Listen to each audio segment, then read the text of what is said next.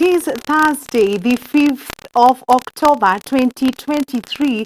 Good evening and welcome to Newswatch and Hope TV, the station where you look and live. You're just in time to catch up with the day's news. Glad to have you with us once again. I'm Tess Jenga and our sign language interpreter is Boniface Muredi. The Teachers Service Commission, in partnership with various stakeholders, hosted national celebrations to mark International Teachers' Day at the Kenya School of Government in Nairobi. During the event, about 500 teachers were recognized and awarded for exemplary performance in national examinations, co-curricular activities, and innovations. Speaking during the event, TSC CEO Nancy Macharia said that the TSC is fully committed to ensuring the welfare of teachers as its primary responsibility. Gloria Musimbi begins with that report. The Teachers Service Commission (TSC) held national celebrations at the Kenya School of Government in Nairobi to commemorate World Teachers' Day. The Commission recognized the contribution and exemplary performance of about 500 teachers across the country by awarding various prizes, including certificates and trophies. Well done. While addressing this year's theme for World Teachers' Day, NAT Secretary General Collins Oyu said there is need for Teachers Service Commission (TSC) to join forces with the union in the recruitment and hiring of new teachers. A basic labor practice that for much work that you do, you should be remunerated. If you are acting, it doesn't mean that you're not doing the work, despite the fact that you are not qualified to do the work. If you're acting, you are offering extra piece of duty, extra piece of commitment. This should be rewarded back. And they should be paid, let alone the allowances, they should be paid salaries commensurate to the positions that they hold. Oyu, however, wants the government to address the remuneration of ECD teachers while claiming that the ECD teachers have the most vital roles in setting a foundation for quality education. ECDs are the most suffering lot in the education sector because they are devolved and they are being paid by county governments. Apart from the peanuts they earn from the county governments, I don't think the county governments have the capacity even to quality assure what is being done by ECDs. I want to thank the Presidential Working Party that came up with a report, part of it, that is bringing back Teachers Service Commission to be in charge of ECDs. On her part, TSC CEO Dr. Nancy Macharia said that the TSC Commission is fully committed to ensuring the welfare of teachers as its primary responsibility. She also lauded the government for upscaling its support to the education sector and employment of 56,000 more teachers. Our commitment is to continue to work towards transforming and elevating teaching as a profession. In this case, the Commission has recognized teachers who have demonstrated exemplary performance in management and delivery of the curriculum, including co-curriculum activities for quality education. TSC Chairman Jamlek Muturi said the government is working to reduce teacher shortage and secure education, noting that the quality of teaching is a critical factor impacting students. The theme of this year's World Teachers' Day, the teachers we want for the education. The teachers we need for the education we want, the global imperative to reverse the teacher shortage, captures the aspirations of the Kenya Kwanza government and the Teacher Service Commission. This theme is not just timely, but also critical in terms of strategies to the government will make to put in place to reverse the teacher shortage. To secure education we aspire for, addressing the present teacher shortage is imperative. Our future demands educators who are not just knowledgeable, but also passionate, adaptable, elastic, and diverse in background and perspective. Teachers who have been participating in the exercise to ensure CBC compliance as well as attend to their normal school programs have been lauded and encouraged to continue with the good work. Reporting for Hope TV Newswatch, I'm Gloria Musimbi. Musimbi for that report. And on a similar note, a teacher is a person who helps students to acquire knowledge, competence, or virtue via the practice of teaching. Teachers are considered unsung heroes because they often work behind the scenes, shaping the future while receiving limited recognition for their efforts. In order to recognize and appreciate their tireless efforts in building a brighter future for all, UNESCO established World Teachers' Day in 1994, and since then the day is celebrated on October 5th every year in several countries, Kenya included, to honor the educators. And as Kenya Today marked the International Teachers' Day, our reporter Alice Diana spoke to some of the teachers about their journey, challenges, and achievements in the teaching profession, and has filed for us the following report. Celebrated on October 5th each year, World Teachers' Day is an annual event that pays tribute to the educators who play a pivotal role in shaping our future. Olga Ndaga, currently a teacher at Kilimani Primary School, has been in the teaching profession for more than 20 years, a career she says requires passion. At the beginning it was a little tough, but as the years go by, I think I've come to love teaching, because it's one thing that you do out of passion, you do it from your heart. We are so happy because we nurture young people, we nurture young talent, we are role models, we are able to shape our people that are able to get into the community and be people. So that's one good thing about teaching. Teacher Caroline, who has also been a teacher for 26 years and has taught in both 844 and competency-based curriculum CBC, observed that CBC, which was introduced to replace the 844 system, is good since it exposes students to a lot of activities and it centers mostly on the learners, an observation that her colleague Caroline agrees with. So CBC actually, there are competencies that learners have in every lesson. Imagine competencies like collaboration, like digital learning. We have like learning to learn, where children normally do a lot of group work, either in pairs or in groups. So it is bringing a lot of collaboration between the learners. They learn a lot from each other, but so the teacher is only there to guide. Unlike the 844, teacher knew it all. So thank you for the Ministry of Education and the government for bringing CBC. Tumekuwa na changamoto tuseme kwa muda, kwa sababu tulikuwa tumetoka 844 tukaingia CBC. Lakini sasa hivi kwa kuwa tumeingia mambo digital, mambo imekuwa rahisi sana. Ilikuwa ngumu kama kumfunza mwanafunzi ajue jinsi ya kutenda jambo fulani, kama tuseme, na sasa hivi tunasema I do, we do, na inakuwa sawa kwa wanafunzi, wanaelewa haraka haraka. Inadequate salary, inadequate learning facilities, and handling indisciplined students are some of the challenges teachers say they face in their line of duty. Changamoto ambazo tunazipitia kama walimu, moja unapata kuna watoto ambao wanatoka katika zile sehemu ambazo ni duni. Wengine unapata wanakuja shuleni hawana chakula, hawajakula. Mtoto anakuja na kuambia mwalimu, leo tulilala njaa. For example, when you go to a day school, we find that it is very difficult to teach them. But when you are in at least a bigger school, the students are now selected, the ones with the good marks. Like my former station before I was posted here, I was at Ngaragas, but the students were very cooperative because most of the students, their marks are very okay. The amount of work we do is not equivalent to what we are paid. In fact, as we go on teaching, we usually say, teachers can only be paid by God, because whatever we do is not equal to what we get. Despite the challenges, the teachers say they love their work and enjoy seeing their learners put into practice what they have been taught in school.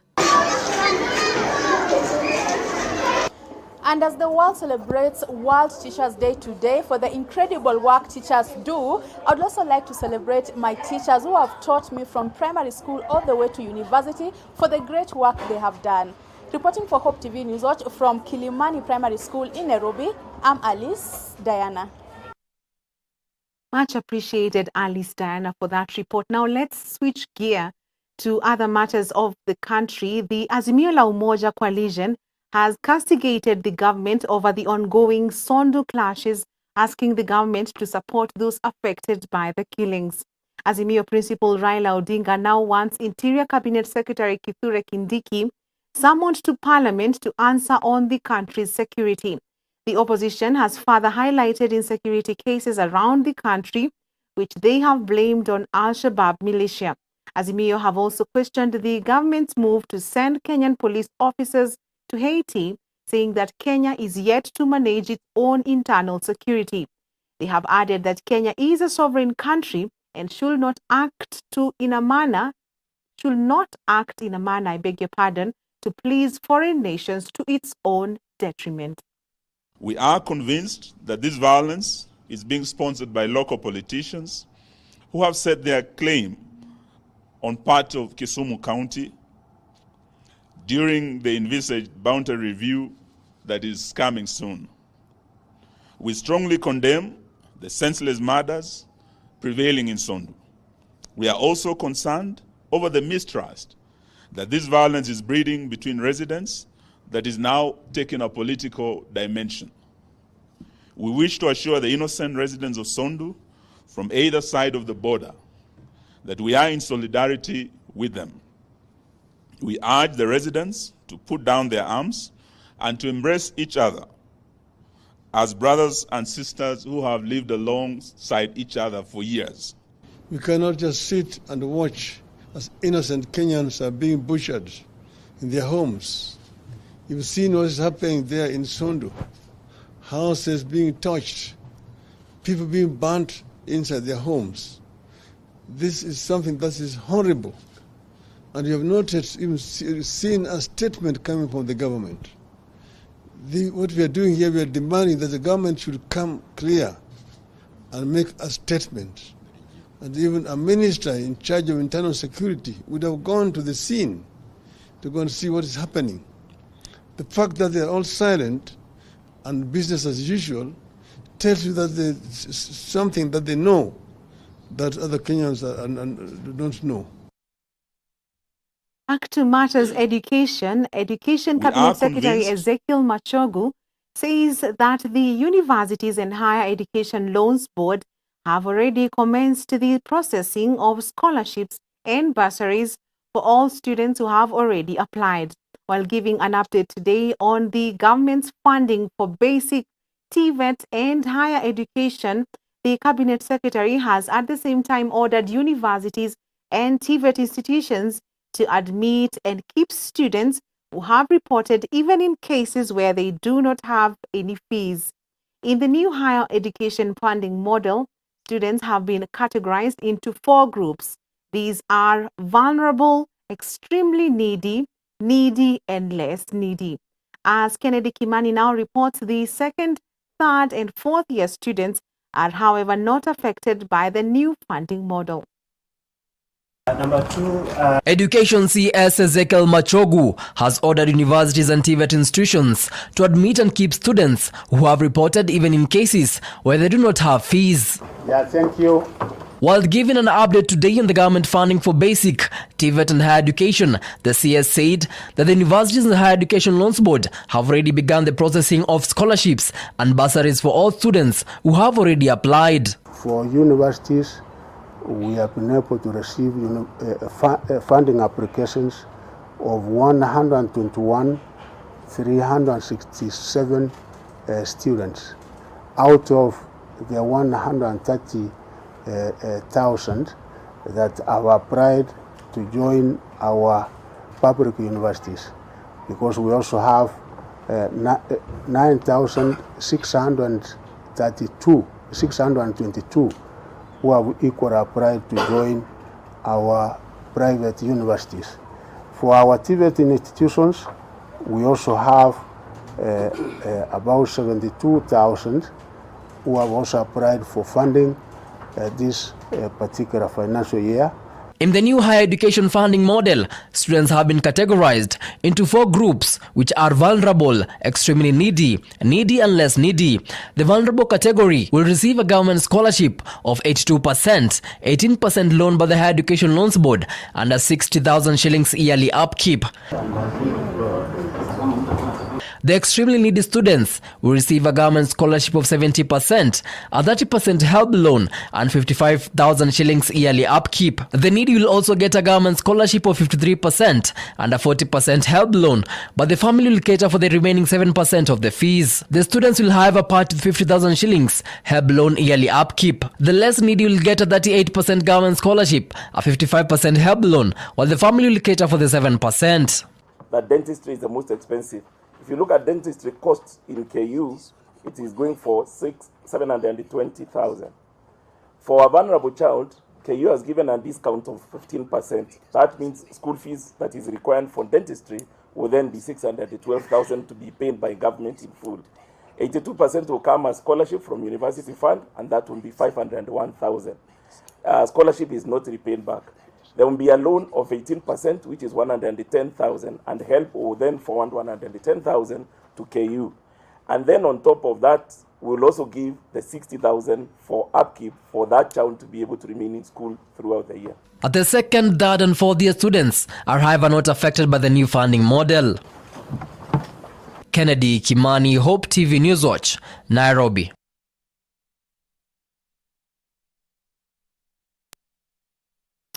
Much appreciated, Kennedy Kimani, for that report. Moving on, President William Ruto has said that no permits will be issued to millers to import wheat or maize into the country in a move aimed at protecting local farmers. Speaking at State House, Nairobi today, when he met a delegation from Narok North constituency led by their Member of Parliament Agnes Pareyo, Ruto said the government will only deviate from the directive if the local production is insufficient. The president pointed out that the government will allocate 4 billion shillings to buy maize from farmers. The head of state maintained that the move is aimed at stabilizing prices. Niliamurisha wale millers na nikawaambia millers, kabla hatujaongea vile mtaagiza ngano kutoka mahali popote, lazima kwanza mnunue ngano ya wakulima. Na nimemwambia hawa leseni ya kupatiwa ile utaagiza kutoka sehemu nyingine ni ile receipt umelipa wakulima wa Kenya kwa kununua mazao yao. So hiyo ndio mpango tuko naye, na tunataka tuhakikishe hiyo kazi itimie kabla hatujatoa leseni yoyote ya kuagiza ngano bale kutoka dunia ingine, mpaka tuwe tumenunua bale na ngano ya wakulima wetu wa Kenya na imeisha. Hapo ndio tutaanza kuagiza kutoka sehemu nyingine. Saa hizi tunavuna mahindi na chakula zingine. Pia tumepitisha juzi katika baraza la mawaziri, na tumesema ya kwamba tutanunua kama serikali magunia ya mahindi, na tunanunua na shilingi 4,000 katika dunia ile ingine yote. Lakini tumesema private sector, wale watu wananunua mahindi, nyinyi msipatiane mahindi yenu hivi hivi, tafuteni bei mzuri. That note, let us take our very first break on Newswatch tonight. Don't go too far. We have plenty more coming up.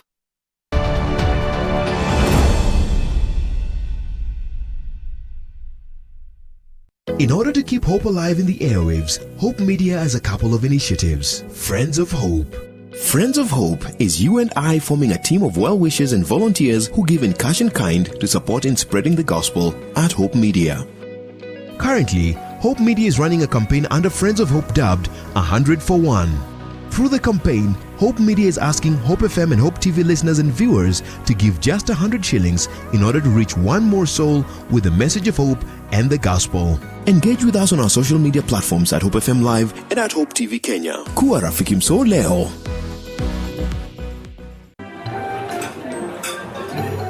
I've actually been trying to find a balance. It's been really tough and hectic, but everyone says once you get a hang of it, it becomes better, and I don't know, but I'm hoping to find the balance soon because it's really been hectic. But you've been in the job industry for a long time, so I think you would know better. Sindio? Huh? What time is it? I need to catch up on Leadership Forum. Do they have a radio here? Never mind. I brought my own. No way. You can't be serious. Wait, why do you have a radio and you can just catch up with the shows on Hope FM podcast? Really? Even Meet of the One? Yeah. I mean, you can find them on whatever platform, name it. AfriPods, Google Podcasts, Apple Podcasts, Spotify, you name it. But I'm not subscribed on any of them. So no worries. You can just check out their latest episodes on hopemediakenya.org. You can now listen to select Hope FM programs on your favorite podcast streaming platform or directly on our website www.hopemediakenya.org. Listen and live.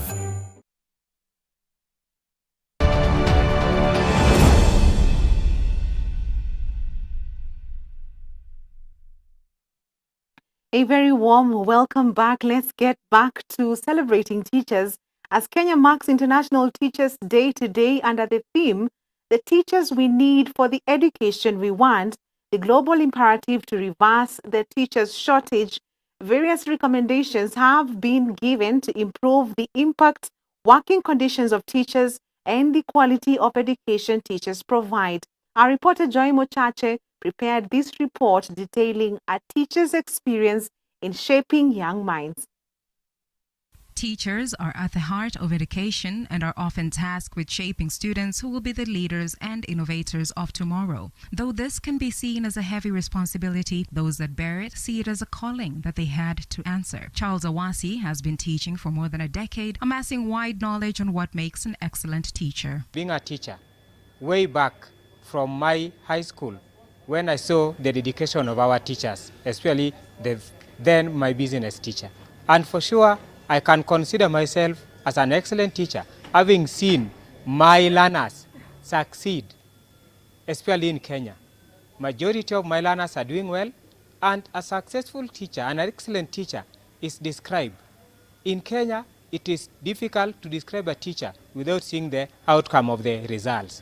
So, excellent teacher will always be considered when the students succeed. Teacher Awasi lauded the CBC system, saying that it has made parents more involved in their children's schoolwork as opposed to the previous 844 system that relied heavily on the teacher's role in shaping the minds of children. We face is the lack of parental involvement. And I thank God that the coming of CBC, you have heard it, the outcry, both in social media and printed media. Parents are now complaining that the CBC is bad. It is not that the CBC is bad. The parents are involved in it. Or 844, the buck was stopping with the teacher. You are given a child, the teacher the parent wait for the results.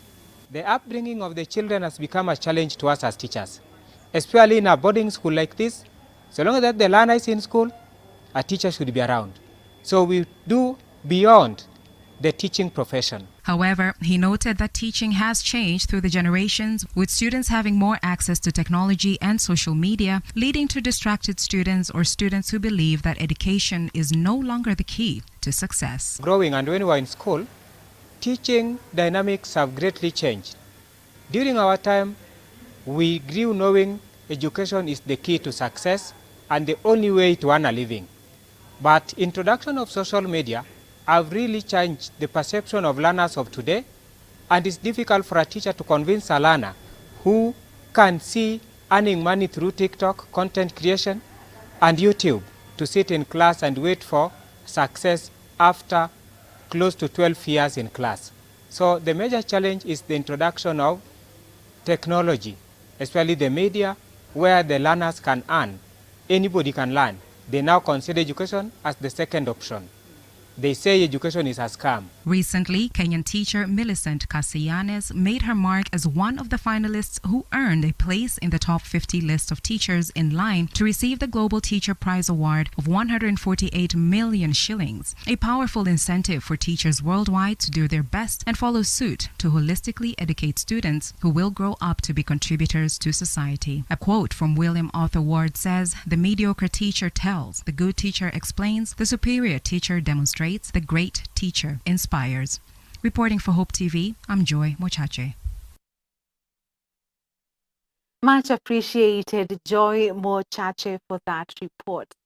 Let's move on now. Public Service Cabinet Secretary Moses Kuria has pledged to work for Kenyans and deliver an exemplary performance in his new ministry following President William Ruto's first cabinet reshuffle, which saw him transferred from the Trade Ministry.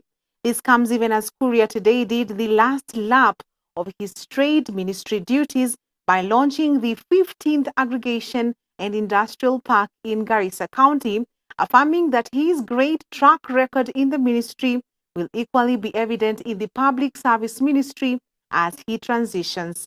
Grace Ahati now reports.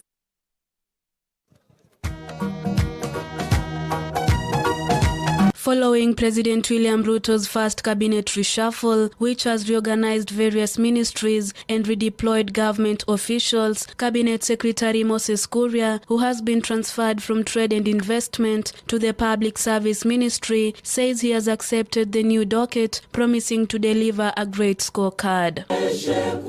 Kuria has in the recent past received negative reviews due to his public remarks and comments over matters in his docket, the recent one on the price of cooking oil, which put him at loggerheads with Kenyans. Sina shaka. His threat to the media and to state agencies using unprintable words even forced President William Ruto to defend him, much to the consternation of Kenyans. However, the recent moves by U.S. Trade Representative Catherine Tai to snub CS Kuria during her visit to Nairobi perhaps was a clearer sign of a possible exit from the all-important investment, trade and industry docket. Today, Kuria undertook his last assignment as the Trade Cabinet Secretary by launching the 15th Aggregation and Industrial Park in Garissa County. He lauded his efforts and achievements during the short time that he led the ministry. Mimi sijamaliza mwaka moja kama waziri. Nitamaliza tarehe 28 mwezi huu. Kwa hivyo nimefanya kazi miezi 11 na siku 20 hapo, kitu kama hiyo.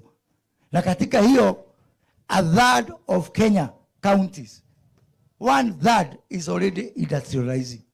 Vile hapa nimeona tingatinga hapa zinazunguka Kenya yote. Tukifikia hapo, tumefikiana na wawekezaji wa special economic zone zile kubwa huko Dongo Kundu, hii ya Isiolo ambao tunapanua na wawekezaji mpaka kule Naivasha in just 1 year. So I leave this ministry with my head high. I'm a very motivated person. And I'm very, very proud. Speaking during the event, Kuria assured Garissa residents that they will no longer lose their livestock due to drought, noting that the newly launched industrial park will be of great benefit to them. Mwaka uliopita katika taifa letu la Kenya tulipoteza mifugo ya dola ya Kimarekani $1.9 billion kupitia kwa janga la ukame ambao tulikuwa nayo. Sasa hiyo mifugo haitapotea tena, kwa sababu wanyama tukiwaleta hapa, ingine ambao huwezi kuwa nyama itakuwa ngozi. Kuria has further noted that the industrial park will create thousands of job opportunities to Garissa residents, eventually improving their livelihoods. Wacha wale watu tumeambua watu 1,000 ambao wataajiriwa hapa. Kando ya hiyo, ile pesa ambao wafugaji na wakulima katika hii kaunti wataweka kwa mfuko itaweza kusaidia kutupatia nafasi za ajira mingi zaidi ya hiyo 1,000. Na hiyo ndio njia kipekee ambao sisi tukifanya kazi na nyinyi pamoja tutaweza kufukuza umaskini hapa. In the cabinet reshuffles, Kuria's Ministry of Trade will now be led by Rebecca Miano, the outgoing East African Community Cabinet Secretary. You are now a Somali elder. Reporting for Hope TV Newswatch. Enda huko ulisema kwamba you'll be going around the country. I'm Grace Ahati. Saa zingine you'll go to a place without any lodge. Still on the cabinet reshuffle, Chief Cabinet Secretary Musalia Mudavadi has thanked President William Ruto for adding him more high-profile roles to his cabinet changes on Wednesday. In a message posted on his Twitter page, Mudavadi applauded President Ruto for entrusting him with the Ministry of Foreign Affairs and Kenyan Diaspora Affairs. Mudavadi promised that he will work hard and dedicate himself to serving in those ministries, pledging to continue to serve Kenyans and Kenya with a spirit of commitment, integrity, and hard work within and beyond the borders. Mudavadi, who seemed to reap a lot from the changes President Ruto made in government yesterday evening, will now be carrying out the duties that Dr. Alfred Mutua has been carrying out for 1 year. Mutua has been transferred to the Ministry of Tourism and Wildlife, which was under Cabinet Secretary Penina Malonza, who has now been transferred to the Ministry of East African Affairs and Dry Areas, that is ASAL areas, formerly under Rebecca Miano, who has now been transferred to the Ministry of Trade and Investment. Mudavadi's elevation has enriched his political base in Western Kenya, with analysts saying the move is aimed at controlling Deputy President Rigathi Gachagua.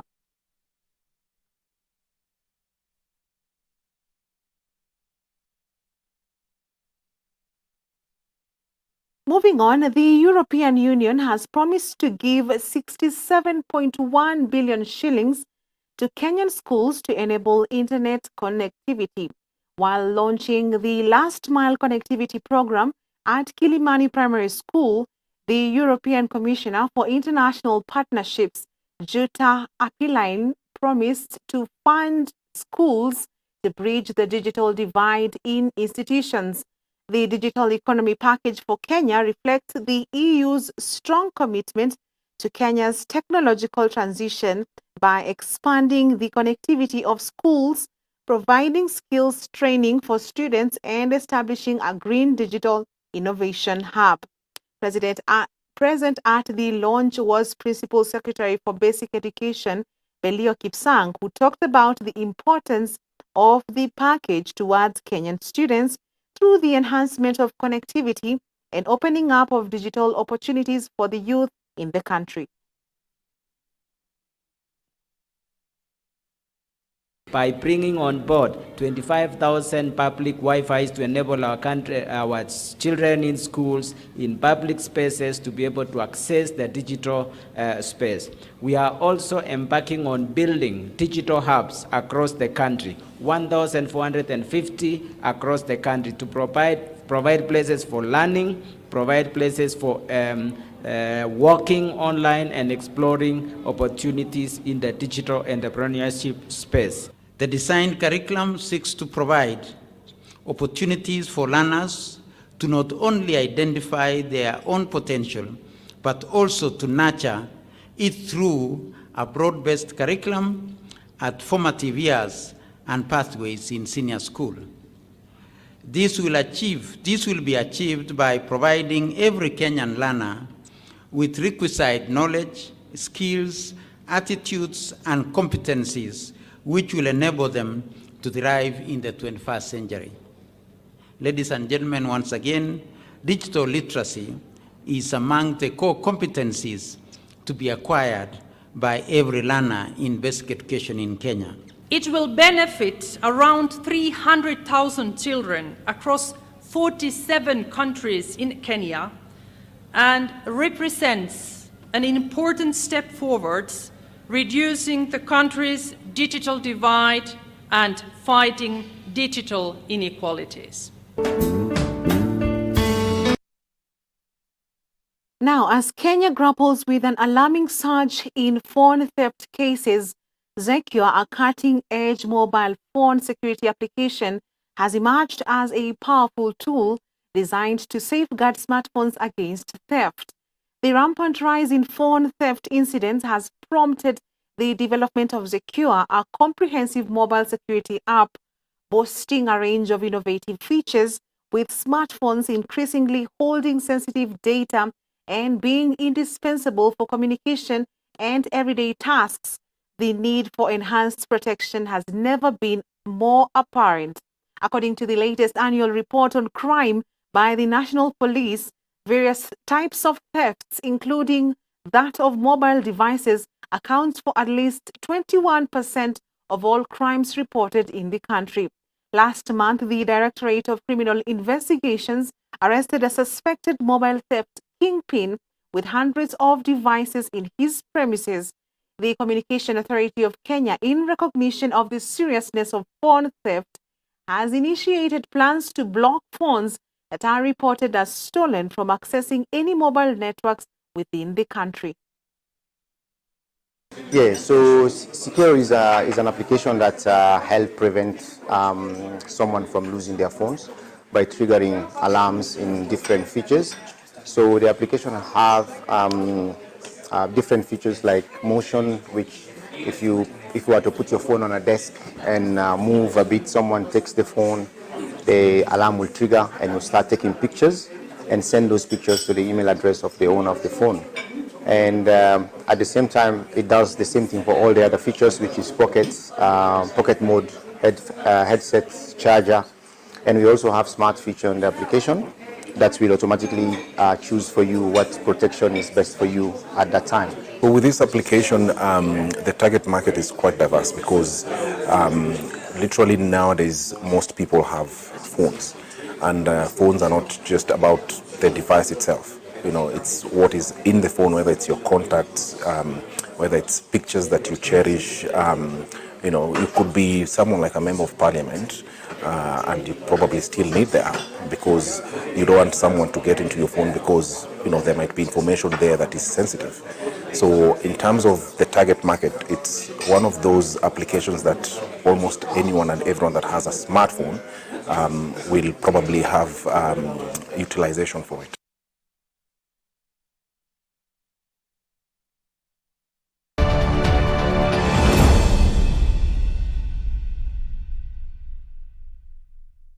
Hope TV is where you look and live, with an excellent selection of the best Christian programming consisting of local and international content of inspirational stories, talk shows, Bible commentary, youth, health shows, children entertainment, contemporary gospel music, extended times of worship, live broadcast, news, movies, drama, Christian ministry programs, and so much more.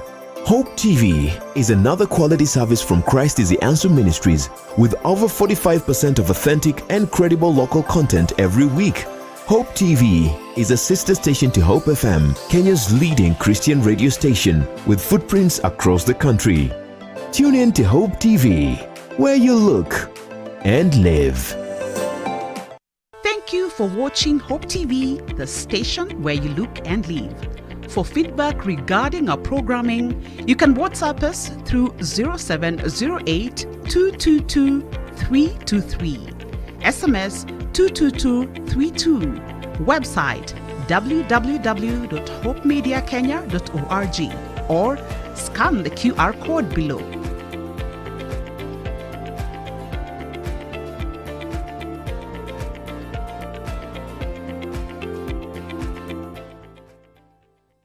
In order to keep hope alive in the airwaves, Hope Media has a couple of initiatives. Friends of Hope.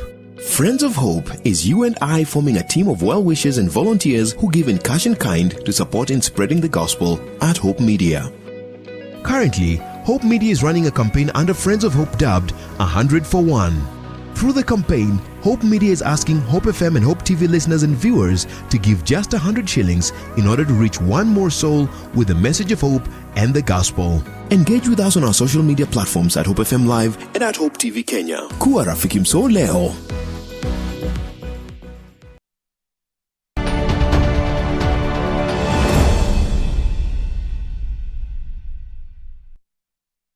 A very warm welcome back. Let's take a look at business now. MTIBA has partnered with EB, an electric mobility solutions provider that creates jobs for youth and women by providing last-mile delivery services on electric bicycles. The partnership will enable over 200 EB riders get innovative in healthcare cover of up to 200,000 shillings through the innovative Kinga Afya cover. The Kinga Afya healthcare cover is bundled in the pricing of the e-bicycles, which enables riders to access quality health cover in an easy and intuitive way.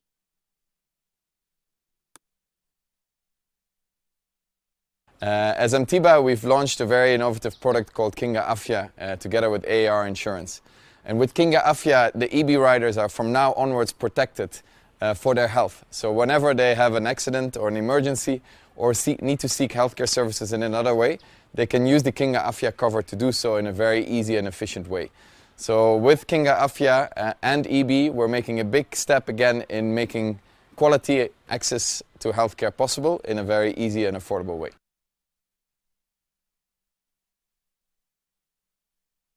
Safaricom sustained over 1.2 million jobs and contributed 909.5 billion shillings into the Kenyan economy in the past financial year.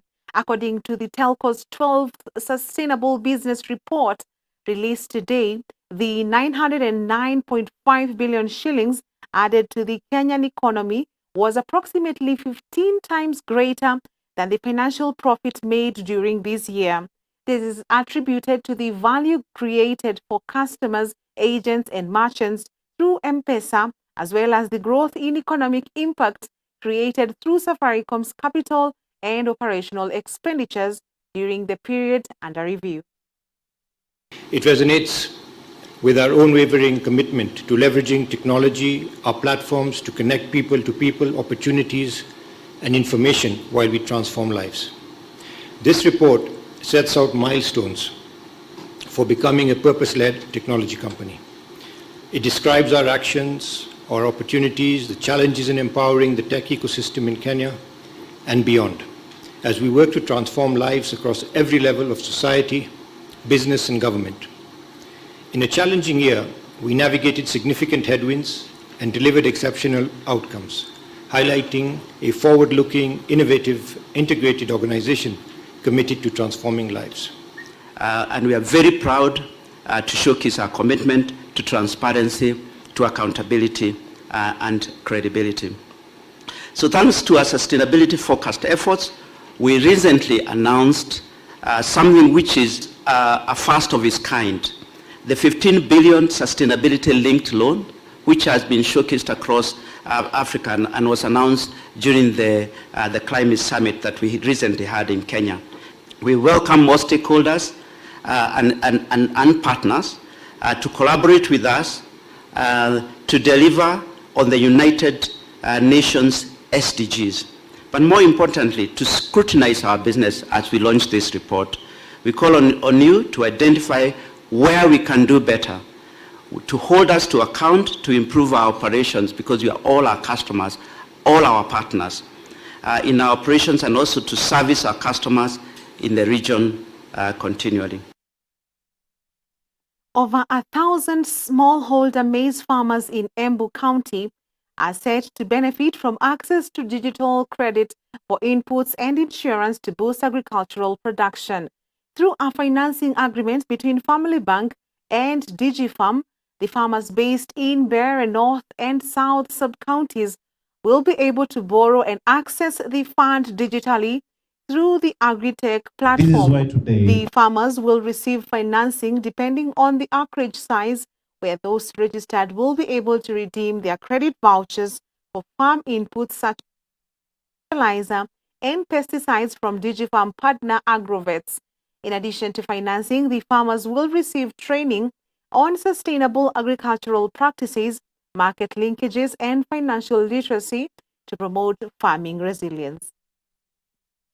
This is why today, in partnership with DigiFarm, in partnership with iProcure, having had data. So umesikia kuna hiyo data ya 80.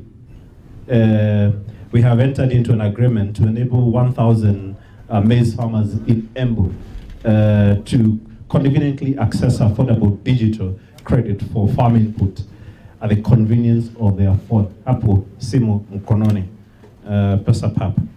The small-scale farmers with 1 acre and below will be able to receive financing for agricultural products like seedlings and fertilizer, akiingia kwa agrovet.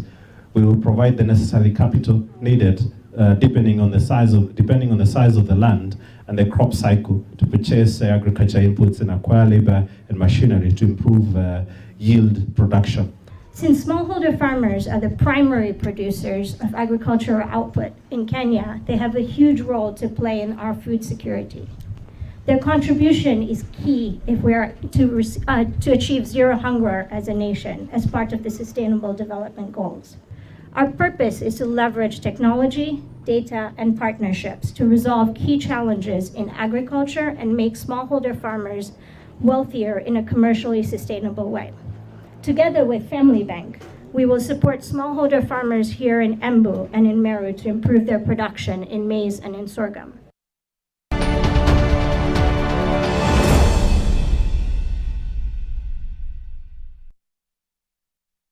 Let's take a look at sports now. The 14th leg of the KCB East Africa Golf Tour will be held at the 9-hole Machakos Golf Club this coming weekend. The morning action is expected to tee off at 7 a.m. as 140 golfers brave the fairways to fight for the top 2 positions in a bid to qualify for the grand finale of the tour scheduled for next month at the Karen Country Club. The series has so far seen 12 teams book a spot in the Pro AM event. Saturday's action will culminate in a golf clinic on Sunday morning for the juniors and ladies before the tree planting exercise at the same venue as KCB strengthens its sustainability agenda.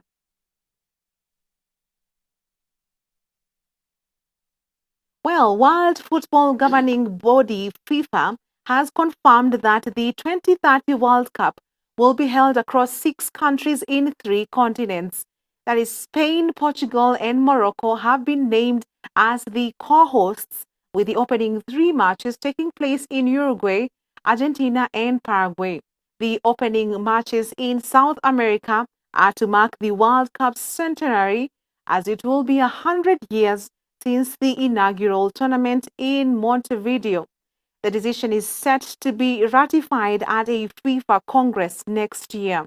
If the 2030 proposal is approved, Morocco would become only the 2nd African nation to host a World Cup after South Africa in 2010. Portugal has never hosted the tournament.